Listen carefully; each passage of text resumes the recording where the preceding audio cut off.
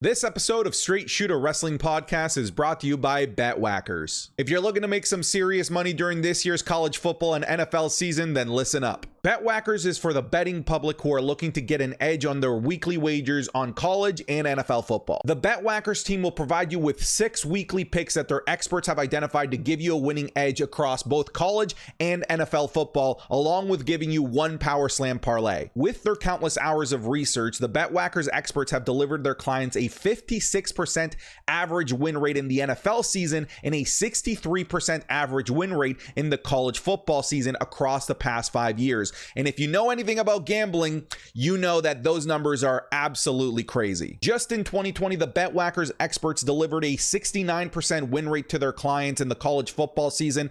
At that point, that's pretty much a license to print money. And for those really wanting to go above and beyond, their Power Slam parlays have won at least 3 times every football season in the last 5 years, and that's going to give you 3 to 6 times return on your weekly wager. Of course, you can always verify this because all of their win percentages are authenticated by Bet365. As an avid sports gambler myself, I promise you that I'm going to be using their picks, because why use my picks that usually deliver 10 to 15% win rates when I can lock in anywhere from 56 to 70%? Why not, right? And of course, they're providing Straight Shoot listeners with a fantastic promotion. For the first month, Straight Shoot subscribers get a discount of $75 on their membership when they use the promo code SLAM at checkout. Again, that's $75 off when you use the promo code SLAM. And that's creative because we're a wrestling podcast. Sign up by using the Straight Shoot link found on the BetWhackers website. That's www.betwhackers.com. Again, www.betwhackers.com. You will also find the direct link in the description of this video or audio podcast.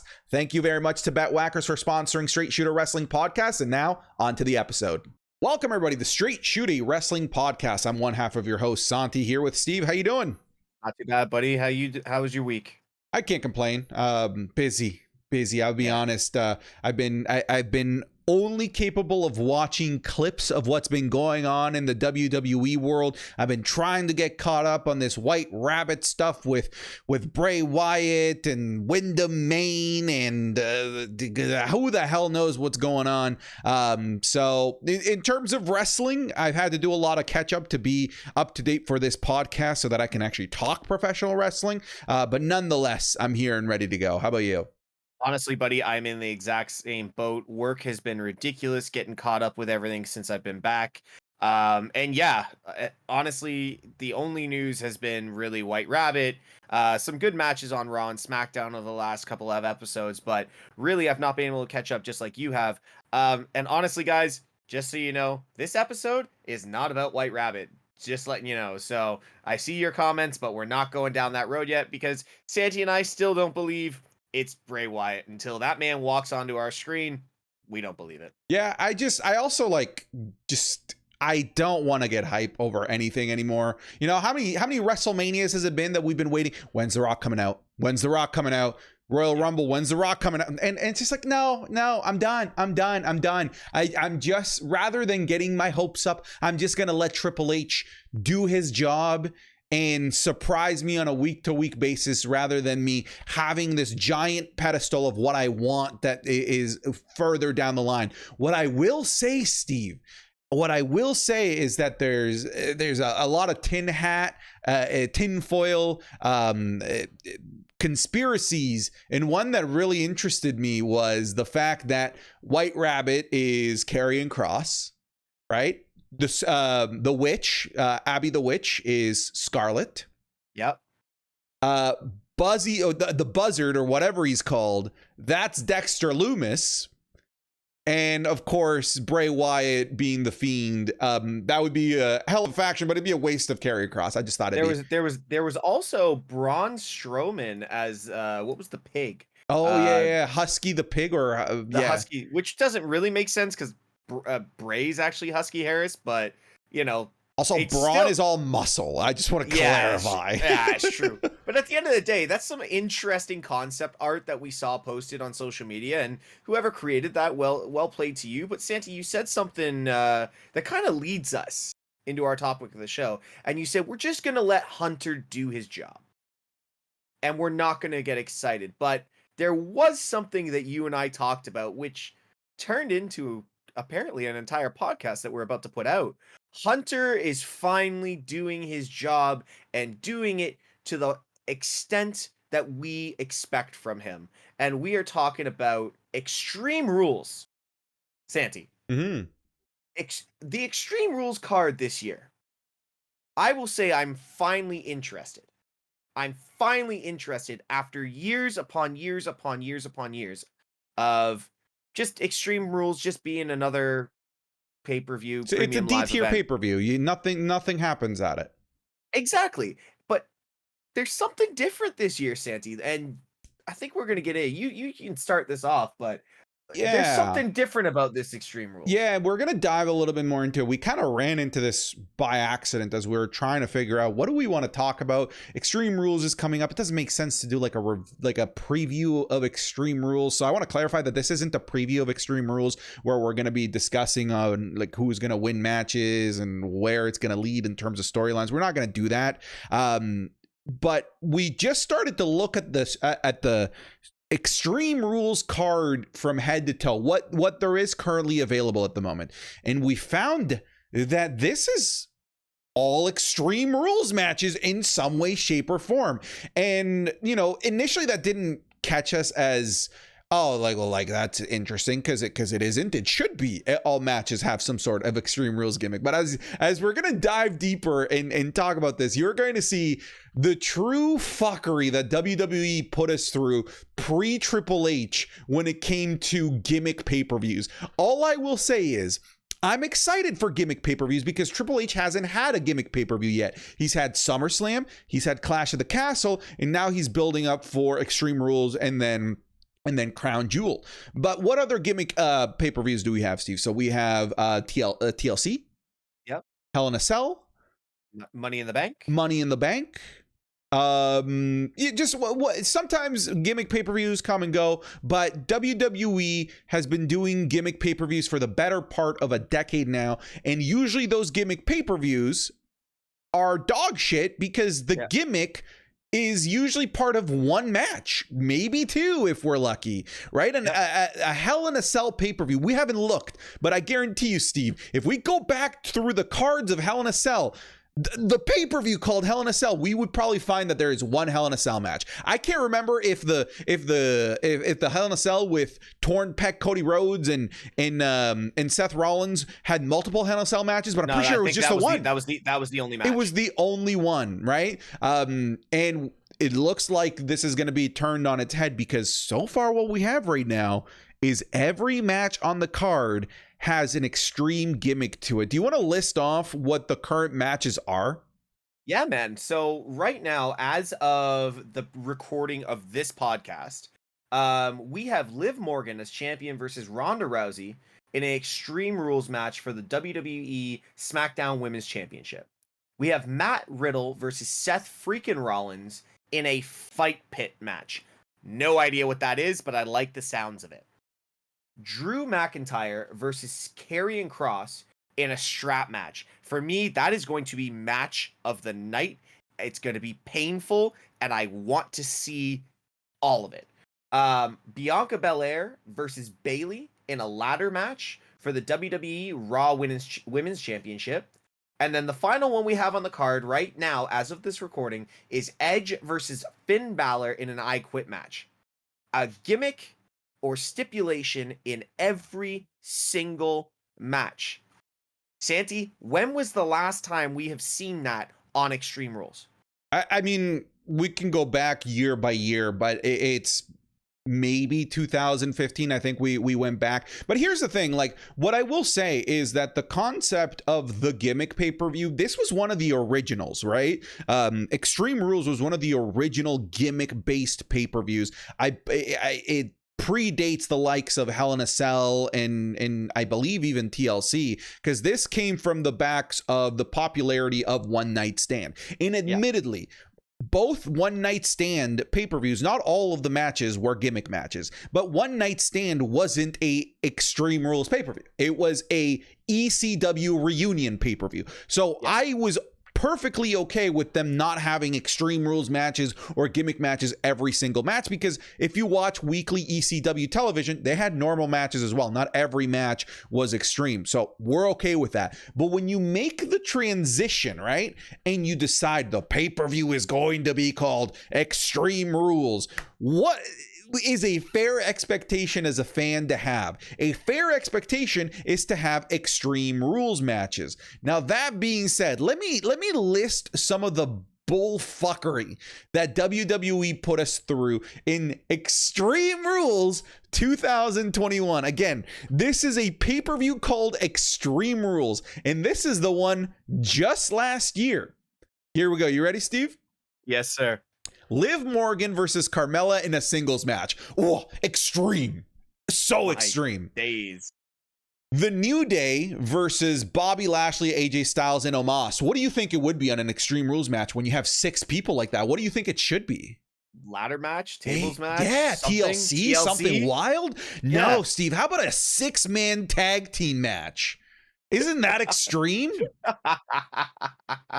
Then we have the Usos versus the Street Profits, 2 teams that could put probably one hell of a tables match together. You know, really bring the call back to those days of the Dudley Boys, right? Yeah. That's what you'd expect. I would even see them in a street fight. Maybe. How about a tag team match? That's it. Ooh. Charlotte Flair versus Alexa Bliss in a singles match.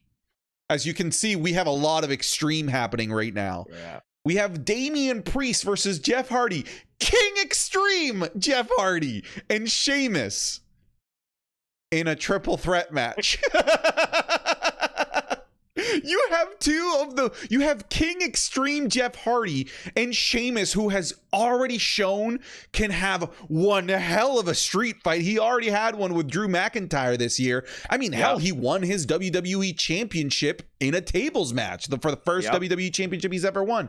But no, you have these 3 in a triple threat match. All right, we're getting towards the end of the card, and this match was a headliner. The next one has to be an Extreme Rules match, right? Becky Lynch versus Bianca Belair in a singles match. What was it? I think Santi, did that one not end no contest as well? It did. On an Extreme Rules pay-per-view. It ended no contest. In an Extreme Rules pay-per-view, the ref went for the bell. Oh my goodness. So the only Extreme Rules match on this card called Extreme Rules was Roman Reigns versus the Demon Finn Balor, when God and supernatural entities and powers came and helped Roman Reigns remain at the top as the head of the table.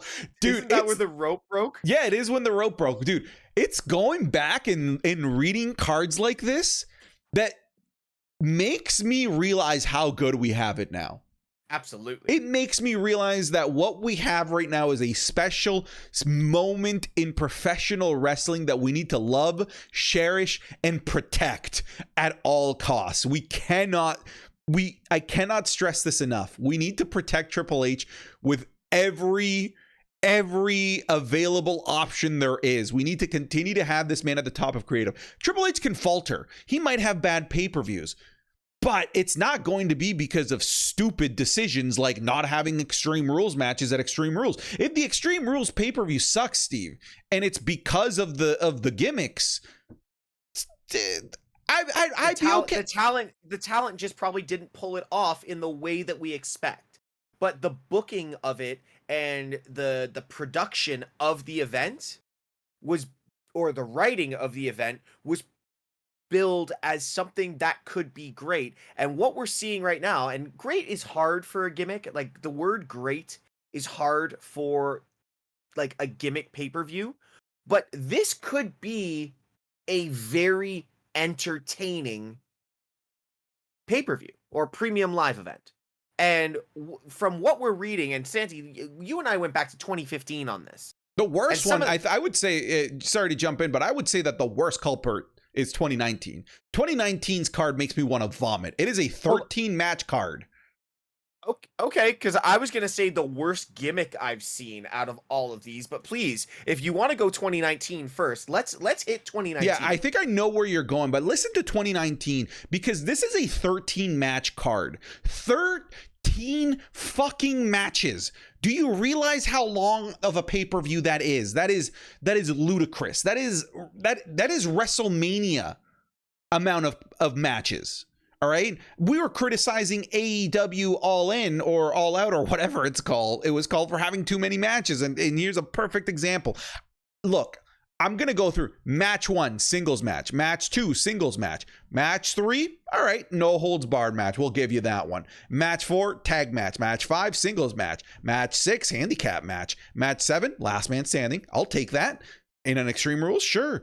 The next match, triple threat. The next match, singles. The next match, singles. The next match, singles. The next match was an Extreme Rules match. But get this, the main event, Steve, the main event of Extreme Rules was a singles match. Why? Pretty sure wasn't that a fallout from the duo or the men and women's tag match, and it was Brock's cash in? Was that not what happened? I think this is the cash in. Yeah. Because it was Corbin hit Becky with the end of days. Oh, that's right. Seth lost his mind, and then Lesnar came out after Seth was gassed and cashed in. That's right. That is okay. You know what? When we put it like that, okay, it was a cash in. All right, I should have gotten so heated. I just saw it on the list of like. But here's the thing: it was a intergender or a duo intergender tag match to end an Extreme Rules pay-per-view. Yeah, the title wasn't on the line. Like, come on, with the champion right there. Yeah, exactly. Like, give me a break. But yeah. Santi, I think, out of all 7 years that we've gone back, minus the horror show, which I am not even going to touch because that was pandemic, and they did their best. And I think the swamp match, for a lot of people hated the swamp match. I actually really enjoyed it. I thought it was very good creative for what they could do. But I am going back to 2018, and I am not going to run the whole card. I am going to match 5 on the night. Carmella versus Asuka. James Ellsworth suspended above the ring in a shark cage. How fucking extreme can we get? Oh, that's so funny, dude. That's so extreme. Like, people, if anyone was to ever in the next 5 years deem Triple H not fit to be doing what he is doing, you are not a wrestling fan. Because this man has changed everything in a couple of months to what we have been screaming for 4 years, and this pay-per-view proves it. And it proves it without a shadow of doubt. If the wrestlers cannot perform to the level we expect, then that's on the wrestlers. But nobody can say that the booking for this event is not fantastic at all. Yeah. Because if you go back and look at the shit that we went through, you'll acknowledge him as you should. And what I will say is, you know, it's almost as if Triple H is just the smartest kid with Down syndrome, or I'm getting to that somewhere, or okay, the principal of a homeschool. What he's doing, when you think about it, isn't impressive. He's just using basic logic. An Extreme Rules pay-per-view. How about we do some extreme matches? That's it. That's all Triple H had to do. And now we're here praising him, kissing his legs, because we think it's the greatest thing that's ever happened. But really what we were dealing with was the dumbest shit that could possibly happen. A lack of logic, a lack of understanding, not just what fans want, but just basic lacking basic brains, like having Extreme Rules matches at Extreme Rules. So what I'm saying is, yeah, of course I love what Triple H is doing, but it didn't take a fucking genius to realize that a way to fix Extreme Rules was to make it extreme. All it took was Triple H being a rational human being, understanding the task at hand. Okay, my next task, book Extreme Rules. Okay, extreme matches. Haha! Wow, I'm such a genius. The game. This is what's best for business. Yes, it is. It is what's best for business. And that's all you needed to do, Triple H. But it's also just so telling of the fuckery that was going on in WWE prior to all of this. Listen, and we're not just shitting on Vince, okay? That's the one thing I don't want to do, because Vince gave us a lot of good for many, many years. This is us shitting on Vince and Bruce Pritchard and Johnny Ace and everybody else that was in the back, thinking that the PG, era of keeping the fans safe and, keeping it for the kids and all that kind of stuff. Just remember, those kids grow up and those kids start understanding that the gimmick is over. Gimmicks died a long time ago. Some gimmicks last. Undertaker, Hulk Hogan before he got in trouble, even The Fiend lasted. Twisted Bliss lasted. I'm just saying the ones that are recent that really have stuck around. Even Demon Finn Balor every now and again, right? But this is not 1992, where we've got guys coming out in trash overalls with trash cans, guys coming out with snakes and 2x4s. Like, come on. This isn't the world we live in now. People are smarter, kids are smarter, teenagers are smarter. We see the logic. Extreme Rules, big neon green. In neon green, you're going to put Extreme Rules.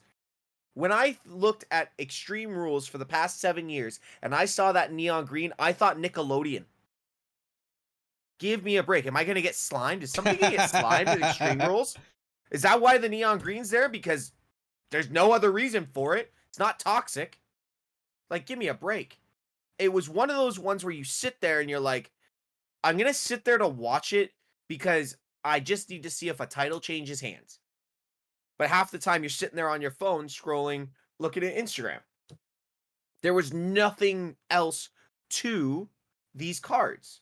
Now, like you said, Triple H has put logic to this. Extreme Rules, maybe we should put some extreme to it. And this is only 5 matches, Santi. And which we've noticed over the last couple of premium live events that it's been very short in cards. I think Clash was only six. Something like that. Yeah, they've been very matches. Tight cards. Very tight cards, but very good performances. Yeah. If this is all we're getting, because we're not going to get Roman. And I doubt we'll get the Usos, but if we do, that's great. But at the end of the day, we've got some good matchups here too. We've got Bayley's in-ring return at a premium live event, straight in for the title. I think she's had one match before this. Liv and Ronda renewing their rivalry, but this is how they've been booking Liv. Liv has a way out in every match so far, and they're booking her as that weekend champion that needs to do whatever it takes to get away. And that's what she's been doing. And I think this is fantastic booking because there's a way for her to get away. Right? You've got Riddle Seth in basically, I think they're going to put him in a dog pit and let them go. That's the only thing I can think of. Drew and Karrion Kross, 2 big boys just going at it. A rivalry that we've been waiting for it to start. And this is the one thing you did say to me before we started is that it's unfortunate that Karrion's in-ring is that we've seen at least is a gimmick. Yeah, I would have liked his first match to either have been just a squash match of some sort, just to remind us how fucking scary he is, or a match. But I'm not the biggest fan that his first match back is a gimmick match. Now, can I just say this, Santi, and maybe this is the reason that they've done this. Just remember when Karrion Kross first debuted, he debuted as some sex dungeon worker on the main roster. Yes, on the main roster as the Gimp from that movie. Exactly. And he was undefeated in NXT and was defeated by Jeff Hardy in a roll up. And Yes. I think this is more protecting a lasting image of putting him in a strong match against somebody that's literally a number one contender for the Universal title. The Universal World Championship. Um, Instead of putting him into a squash match where it's kind of like we've just returned back to where he left. I Fair. think when you said that, it took me a couple of minutes, and I was like, maybe this is what they're trying to do. If they are, then I agree with it. If not, then whatever. And then finally, we've got Bianca and Bailey. Like I said, this match scares me. Just want to say, this match scares me. Bailey's knee, Oh, in a how ladder long it match, took yeah. in a ladder match, terrifies me. Yeah, in a match where you know she's gonna do a sunset Yeah, flip powerbomb. It's gonna happen. exactly. Yeah. And then Edge and Finn Balor, two guys that can perform at the highest level. This is going to be the longest match of the night. And we've got everyone saying Judgment Day's kind of, lacking with this whole Dom thing. But Judgment Day's going to be involved. Ray's going to be involved. We're going to see a build to Survivor Series just in this match. Yeah. What I will say is something we haven't talked about that's made these Triple H era pay-per-views so much better is that we haven't really been plagued so far with the 2-minute matches or the 5-minute matches, right? Clash of the Castle, 6 matches. I think the shortest one was over 10 minutes. Every single match got plenty of time. So what you're saying is, we can have a tighter pay-per-view with longer, better matches. And here's the other thing too. Those other dog shit Extreme Rules pay-per-views with 14, 13, 12 matches, that was back when WWE was doing 4-hour pay-per-views. They're back down to keeping them to tight 3 hours. One of the pay-per-views that we watched recently, I can't remember which one it was. It was under 3 hours. It ended. It was less than an episode of Monday Night Raw, but it felt so tight and concise because of that of having less time. It just works better. So now if you're going to have less time and you're going to have less matches and you're going to maximize the amount of time that you're letting the talent do the work, you're going to have much better matches. A ladder match between those two girls going for 15 minutes sounds like a fucking take my money. Absolutely, 100%. Every match on this card, it has the capability of going over 10 minutes, and that's another one of those unsung changes that WWE and Triple H has made to their pay-per-view matches. What I will say, Steve, is when we talk about other gimmick pay-per-views out there, is this going to be the return of more elimination matches at Survivor Series? Is this going to be more are we going to have more TLC matches at TLC, multiple Hell in a Cell matches? Do you see this as a precursor to what's to come with other pay-per-views, maybe more than just 2 elimination chamber matches? I don't know. What are you thinking? I really think, Santi, I'm going to take one step back to answer this question. Like I said with Clash at the Castle was that kind of put the foot in the water to test if the water's warm enough to have more European pay-per-views. That I truly believe that was, and they knocked it out of the park, and we will see more European pay-per-views. Now, for the Gimmick pay-per-view, I think this is kind of putting their foot in the water, seeing how it's going to come out, to pan to, okay, well, the crowd loved all the stuff that we did at Extreme Rules.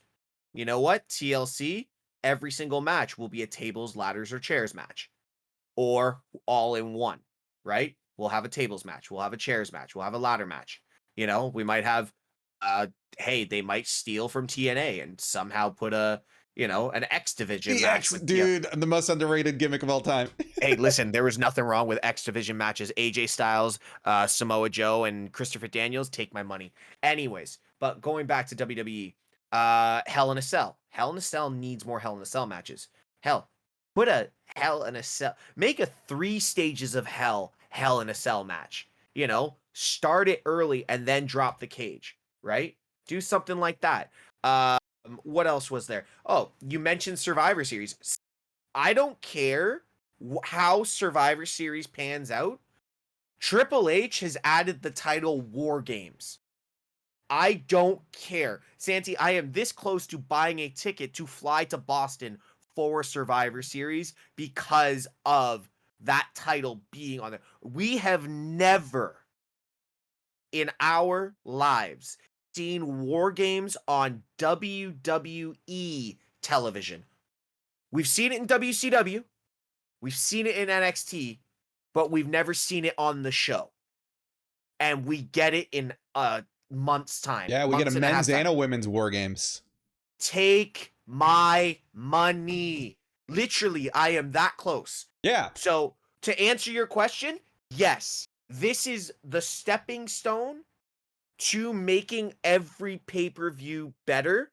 And with Triple H at the helm, with everyone else behind him and creative that he has, we could be sitting down and telling our family and friends and our girlfriends to leave us alone. Pay-per-views on, just like we did when we were younger. Yeah, I think this is the step of fixing WWE pay-per-views. Steve, what is the pay-per-view that I've complained the most about since you've met Survivor me? Series. Survivor Series. Left, right, and center. I've always said Survivor Series is a dog shit pay-per-view.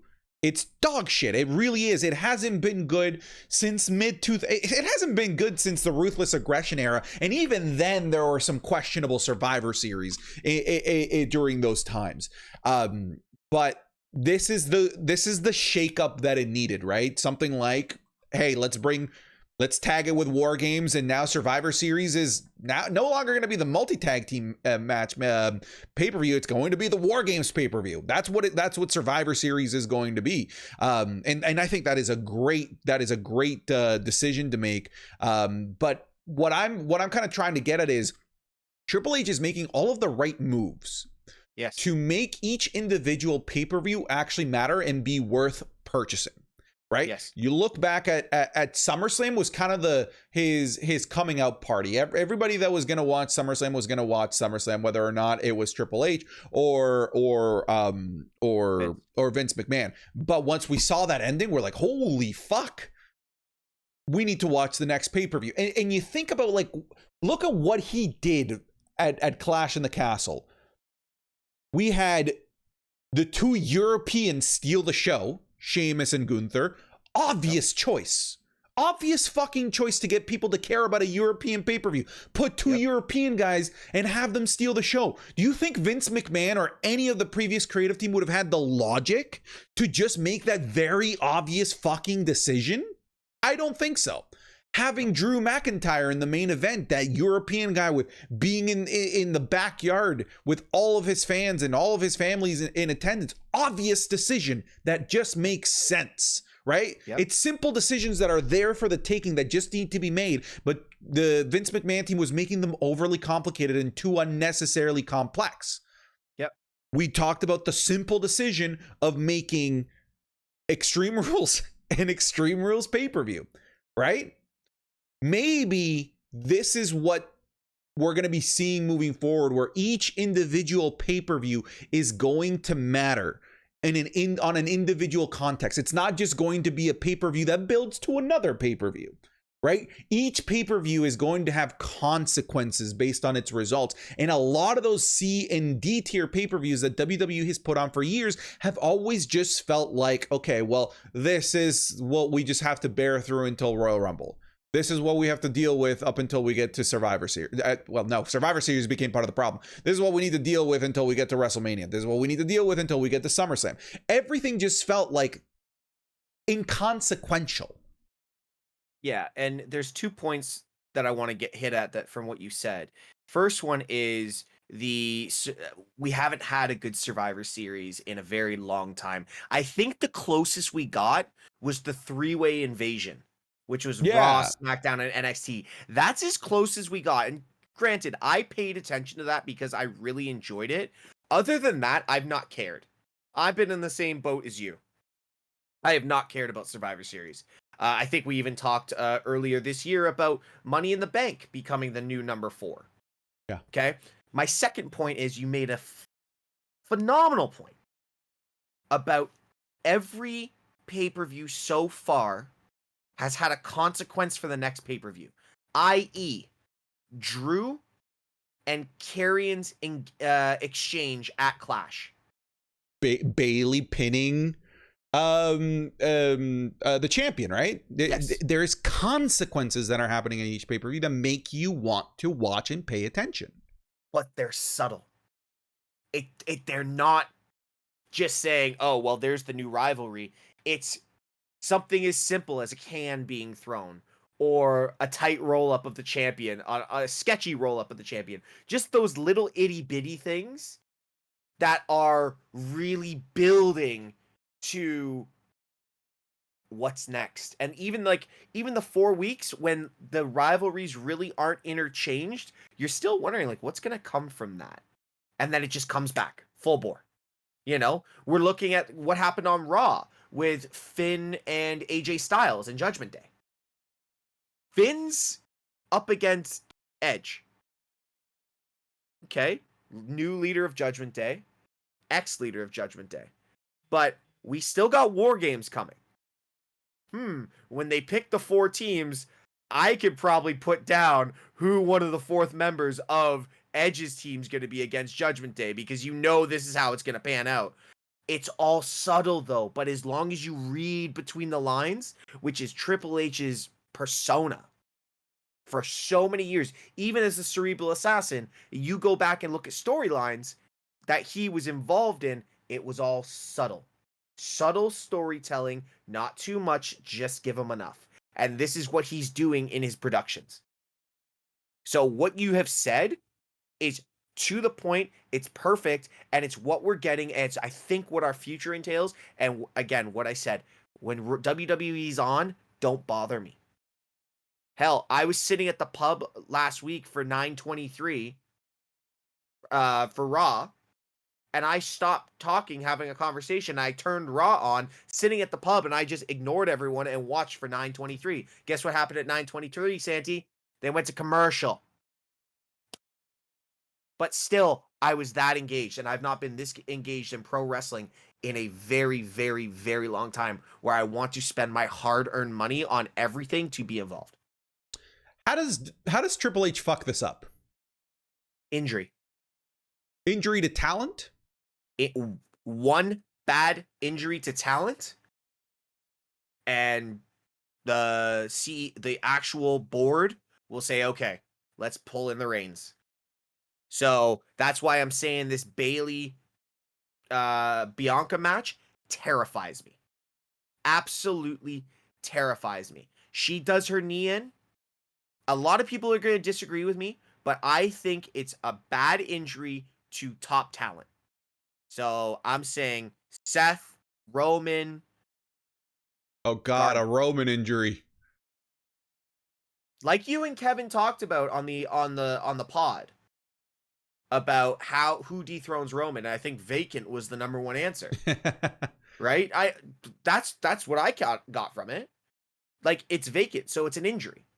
But Bailey injures herself. Roman, Seth. We've already got Becky and Cody out. 2 of the biggest talent we have. Drew, Cross, big Bianca. You know, big talent that draw money. And 1 or 2 big injuries, and Triple H might have to have that leash shortened a little bit. What they've done is just said, go. Be great. Do great things. Make us the biggest amount of profit we've had in a quarter in how many years? But how does he fuck this up? 1 big injury. 1 really bad injury. What do you say? Do you agree? Like, how do you think he fucks it up? Yeah, I mean, I think it does have to be something that impacts the bottom line at the end of the day. I think if he puts on a pay-per-view that just gets no viewership, that doesn't sell out tickets, I think that could be it, right? So long as Triple H is putting butts in seats, then he can continue to justify that what he's doing is best for business, right? So I really think that's the end all be all here. So this is what I'm saying. What do we need to do to keep Triple H in the position that he's in? We need to protect him at all costs. How do we protect him at all costs? Watch the product, buy the t-shirts, buy the merch, make WWE some money, because then he can point to analytics, concrete things that he can say, I need to continue to stay in power. Look at the performance that we've put on financially between quarter over quarter, and it's because of the awesome decisions that I've been making. The other thing too, Steve, is these types of pay-per-views, these types of storylines, this type of booking is preventing people like me who, you know, had a side glance on AEW to not care about AEW right now, because I feel satisfied with the product that I have on hand right now, right? I don't need a side chick. Right? The girl that is in front of me, Miss WWE, is giving me everything that I need to be a happy consumer. And it needs to continue to be that way. And these pay-per-views like Extreme Rules, these long storylines like potentially the Bray Wyatt stuff, the Dexter Lumis stuff, like you said, the subtle storytelling that's going to lead to bigger things like Judgment Day attacking AJ Styles, etc. These are all things that keep me engaged and prevent me from somebody who falls in that 18 to 34 demographic, or 18 to 40, whatever they change it to, from turning an eye over to AEW. And it's things like Extreme Rules being extreme, War Games being introduced, matches and results having an impact on who's on the top of the card, who isn't, mid-tier titles having an actual pedigree. These are things that prevent me from keeping an eye out on the competition and cheating on WWE. It's hilarious. I do have a question for you, but you just made a solid point. Everything means something right now, minus Roman being the top dog, the big dog, God mode. Everyone else is on an even playing field. Every single match seems to mean something, except for something I saw with Omos on Monday Night Raw, which I was confused by. I don't know where he came from. I thought he was gone. But everything else seems to mean something, and everyone else is, you know, on that upper level. No one's a squash, right? But my question was going to be, and you I'm glad you brought it up. Do you feel that in a way, because Triple H has admitted, yes, he knows about AEW and they know about the things going on over there. Do you think he's taken a little bit of Tony Khan's, you know, rock and roll style booking, and this is the reason he's gone with the Extreme Rules thing? Or is this just Triple H saying, you know what, let's finally go back to what this should be? So my answer would be different if NXT Black and Gold hadn't existed. Triple H was doing this before Tony Khan. Triple H had the rock star feel before Tony Khan was even fucking thinking about starting a wrestling company. NXT Black and Gold is what AEW is doing today. Yeah. It really is. It really is. Where matches matter, gimmicks are true gimmicks, where like you're enthralled. War Games, of course. Violent matches are violent. Tournaments matter, right? WWE tournaments. When the fuck was the last time you cared about a WWE tournament? Queen of the Ring, King of the Ring. Tournaments never mattered on main event television. We've yet to have a tournament under Triple H, but I guarantee you it's gonna fucking matter. I guarantee you whenever that next tournament happens is going to matter. So I would say that if anything, I think it was Tony Khan emulating what was happening over in Black and Gold rather than the other way around. Because what we have really just feels like NXT Black and Gold with WWE main roster level talent. Like that is the peanut butter and jelly, folks. Like, oh back at it. God, it just makes sense. It's so perfect. It's so perfect together. And now we have Triple H, the catalyst, to be able to put those two things together. So no, it is my long answer. And Triple H still has a very good business mind around him, and we haven't seen him. We'll see at Extreme Rules, but I will put $100 that we don't see an ounce of blood, and I don't think that we need it. I don't think it needs to go that route in order for us to be enthralled. I think there's feuds that might need it. Maybe Seth Rollins versus Riddle, maybe, but Triple H has a good enough business mind to know that you can put on this amazing show that's still family friendly in the sense where like I'll let my kid watch because I know that there isn't Triple H having sex with a dead body, or there isn't an Eddie Guerrero or John Cena Judgment Day, and I meant Judgment Day the pay-per-view, like Crimson Mask that looks like he was just stabbed 1,000 times. We don't need that anymore, and NXT proved that. NXT never had blood. It never had blood, and it still was the cool kid in town. The only thing I say I want to counter with that is because the one thing we forgot to mention about Extreme Rules, it's in Philly. So the Philly crowd is one of the most hostile crowds. And if WWE bullshits this and it's like Extreme Rules matches, but they don't go extreme, they'll lose the crowd quick. Yeah. So I say it's the other way around. I say this might be actually the first one where we see a little bit of blood, not a lot, but we will see violence. Yeah. Riddle, Seth, and I do believe Edge and Finn. Those guys can go. Those guys can bang. So I think we see it. If we don't, I'm fine with it. But I still also think we're missing 2 matches maybe on this card. One that makes sense to me is something to do with Dexter and Miz.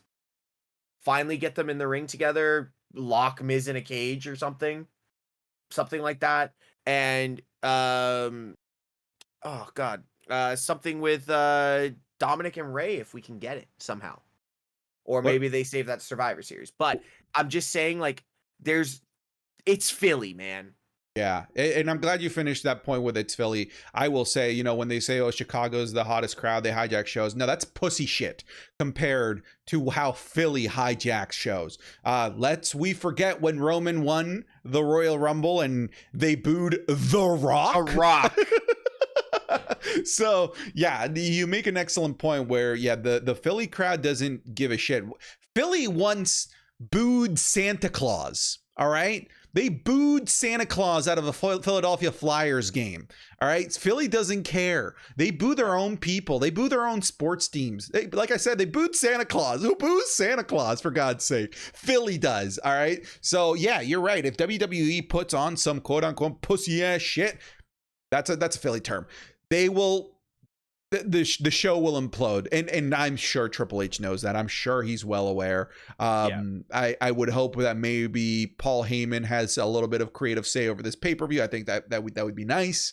Especially, he knows that crowd better than anybody else, I'd say. Better than anybody else in the business. So you're right. Like, there is no hiding behind anything. There's no hiding behind fake pumped in noise when you're in Philly. There's none of that. It's just you and a raw emotional crowd that will absolutely let you know when you've put on a dog shit show. And I will say I am scared for Liv and Ronda for that exact fact. How come? For the reaction for Liv and Shayna at Clash. I don't know what you heard. I don't know what you heard on the sound. Like I said, I've not watched Clash back. I don't want to ruin it for what I saw. But Liv and Shayna were harassed bad. And listen, Liv has gotten good, but she's not gotten great. And Ronda is still not over. So first match of the night, the only thing that makes me happy going into this match is what Liv Morgan pulled off on Lacey Evans, because that was a insane senton that she nearly missed. I kind of wish that had been the way that the match ended at Extreme Rules, because that was awesome. That was an absolutely awesome spot. And it's something that Liv Morgan needed. She needed that little bit of violence to her character, because I'm telling you, if she doesn't go absolutely ham with some sort of kendo stick or a chair or take some big shots or some big bumps, Philly's gonna boo him out the arena. Yeah, what she needs? She needs her Mick Foley. You know how like Mick Foley absolutely brutalized Randy Orton and made him a star. Absolutely brutalized Triple H, made him a superstar. I think brutalized Edge, made him a superstar. I think she needs somebody to Mick Foley her, just absolutely brutalize her, and help legitimize her as this. We don't have to say she's a badass, but as somebody who should be taken seriously in the ring. Yeah. Can I ask you one more question before we send this off? Yeah, hit me. Do we get a return? Oh man, it's if you want us. So here's the thing. I would say no because it's Extreme Rules. But if you want to set the precedent that shit goes down at premium live events, it doesn't matter whether it's Royal Rumble or Great Balls of Fire. If you want to set that precedent that this is must-see television and you cannot miss a premium live event, what better way to do that than to bring back the fucking Fiend? Seriously. Oh, you went with the Fiend. Okay. I mean, I went with the Fiend because I mean he kind of has a history with Extreme Rules. Yeah. You know, I mean the whole horror show, whatever, was based around him. So I see there being a precedent and in a reason why Extreme Rules makes sense. I still think that maybe Survivor Series would be better. If you want me to care about Survivor Series, then bring somebody huge back. That being said, Triple H hasn't been afraid to just bring out Johnny Gargano on a random segment. All right, so this is if you want to make this traditionally C-tier pay-per-view matter, and again set the precedent that anytime you watch a premium live event, shit can go down, people can come back, Imperium can come back, then the crowd was so good for that. I'm oh sorry. man, the crowd was like in that stadium. The crowd was so good for that. Oh, like dude. Mark out level. It was so good. And I marked up because that was like one of the things I called. That was my pay-per-view bingo. I'm like, they reunite Imperium. Anyways, if you want me to care about C-tier pay-per-views, do something to make me care about them. And a big return would be the way to do it. But it sounded like you had somebody else in mind aside from Bray Wyatt. I'm gonna make my call now. It's been a minute. We've not heard anything. But for both rivalries that are going on in the women's division, and both matches, I can see a very cocky Queen return. Bayley beating Bianca and just the Queen coming in and like stepping over Bianca, finally getting that quality Charlotte Bayley feud, or getting Liv her Mick Foley. Yeah. And bringing the Queen in. Now show us what you're made of. The number one in the division next to Becky. The number one in the division returns and just stares down this little girl with her property. Because let's be real, she is entitled, but it's still her title. I love it. All right, Steve, where can people find you? Guys, you can find me on twitch.tv/Mr. Tesh. I am starting right back up at the start of October, all of October, minus our weekend in San Diego. And then on all other platforms, Twitter and Instagram at Mr. Tesh, and obviously on all straight shoot. So, Santi? Twitch.tv/SantiZap. I'm back streaming on there, so please come on over, check me out. And of course, over on TikTok, all the links will be down in the description below. Thank you very much for watching this episode of Straight Shoot, a wrestling podcast. If you watched on YouTube, please consider leaving this video a like and a comment. And if you are listening on podcast services around the globe, whether that's Spotify or Apple Podcasts or Audible or whatever it is that you might be using, please see if there is a review function. I know that Spotify allows you to leave a 5-star review, so just see where it is that you're listening and leave us a review of any sort. It would help us out tremendously. It's free to you, and it helps us out a whole lot in terms of getting us up in rankings and algorithms and all that jazz. Make sure to check out the sponsors, betwhackers.com, as you heard at the beginning of the episode. Thank you very much for watching, and take care. Cheers, everybody.